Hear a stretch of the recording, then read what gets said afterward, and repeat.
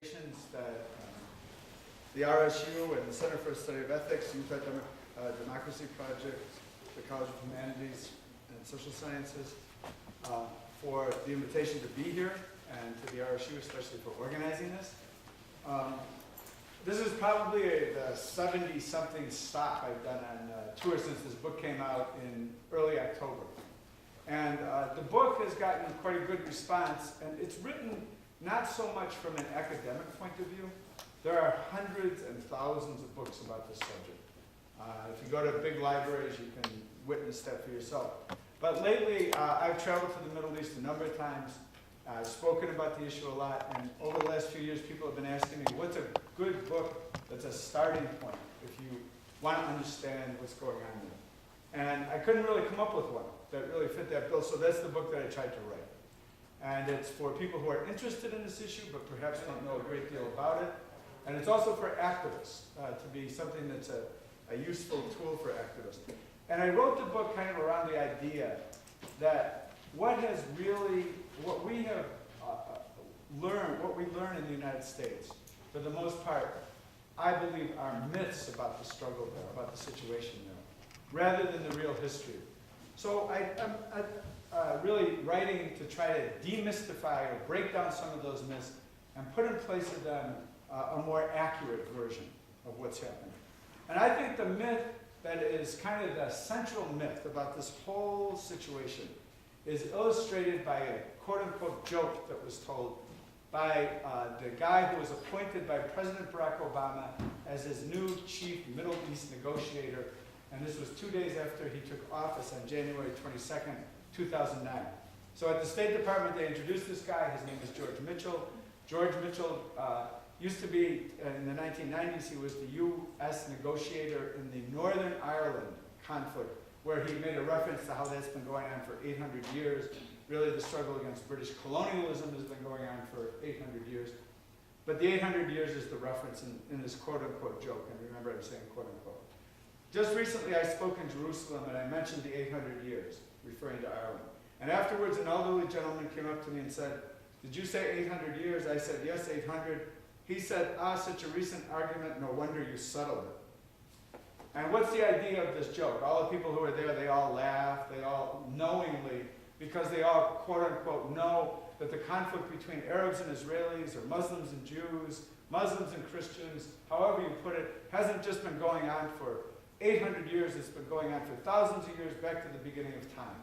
And I think that's the idea that most people in the United States have, not because of anything inherent about us, but because that's what the media tells us over and over again. Ancient hatreds that go back, just like they tell us this about Iraq.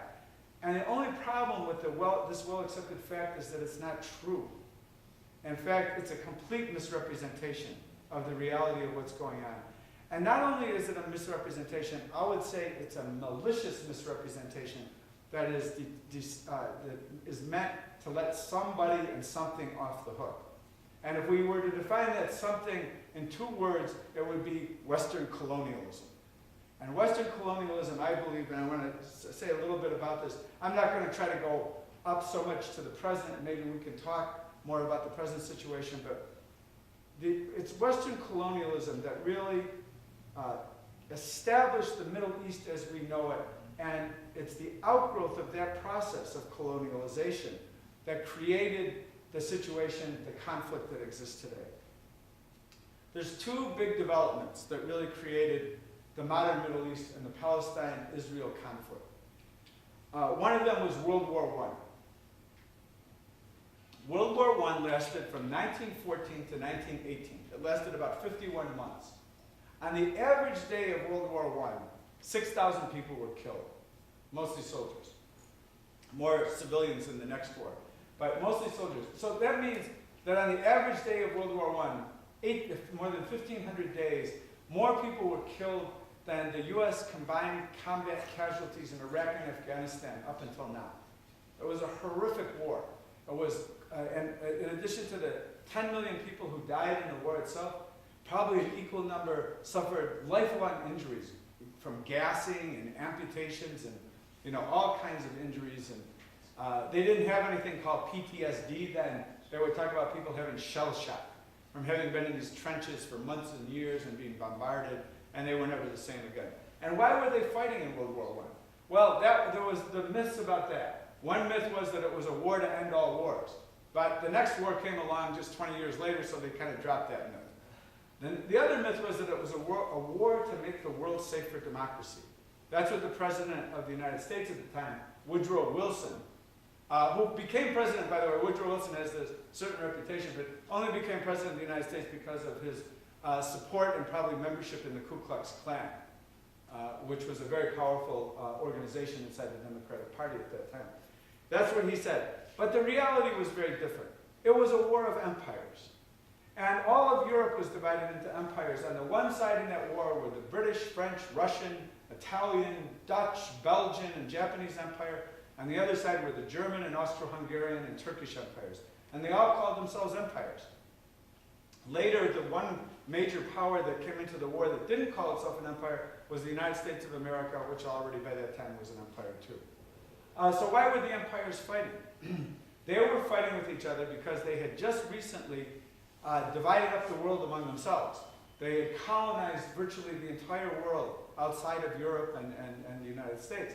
And now, having done that, they fought with each other, and at the end of the war, the losers lost their colonies, and sometimes their empires dissolved altogether, and the winners took over those colonies.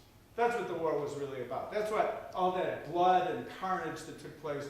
I would submit that much in the way the wars in Afghanistan and Iraq today are presented to us in a certain way with a certain kind of propaganda, the reality has much more to do with modern day empire than it does with any of those things.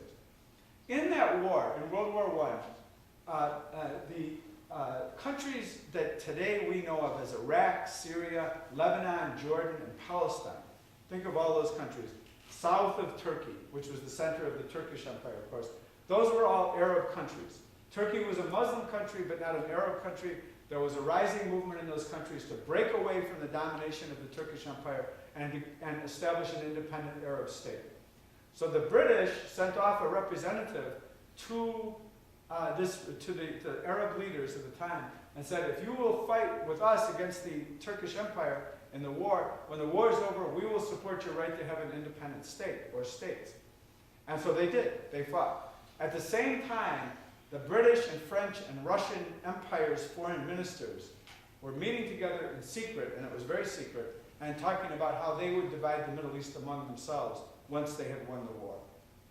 So that's one major development that I'll come back to in a second. The other big development was Zionism, political Zionism, the rise of political Zionism.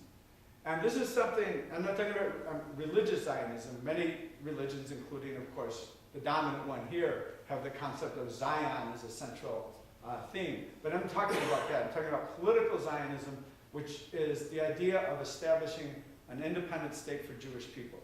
Why did Zionism arise? It arose as a reaction to anti-Jewish racism in Europe, which was particularly fearsome in the eastern part of Europe, in the old Russian Empire, where there would be massacres and persecution of the Jewish people, and that would be pretty frequent. But the anti-Semitism was all over at the time, all over particularly, and in the United States too, as well as in Europe. And Zionism arose in the latter part of the 19th century.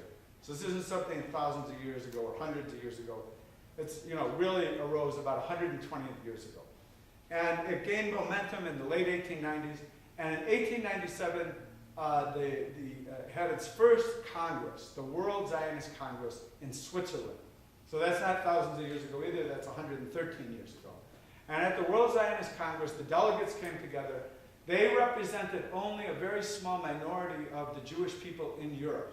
The great majority of politically and socially conscious and active Jewish people at the time were very much opposed to Zionism, the idea of Zionism. And they were for fighting for equal rights for all people in the societies that they lived in. And they rejected, they thought Zionism was a reactionary kind of idea.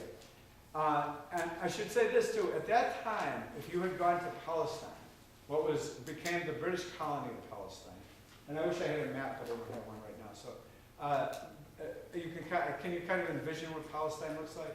A little piece of land right along the the Mediterranean coast at the far eastern end of the Mediterranean Sea.